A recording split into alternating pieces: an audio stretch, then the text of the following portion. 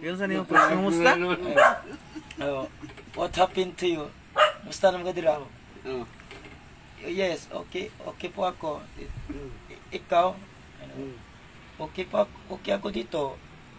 Bakit? Okay pa kang...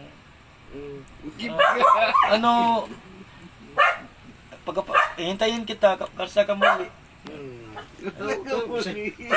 Bisaya in English. Karsa ka muli. Uuwi ako. Hindi pa ko alam. Hindi pa ka alam. O kakabaw dahil nga. Karsa ka muli.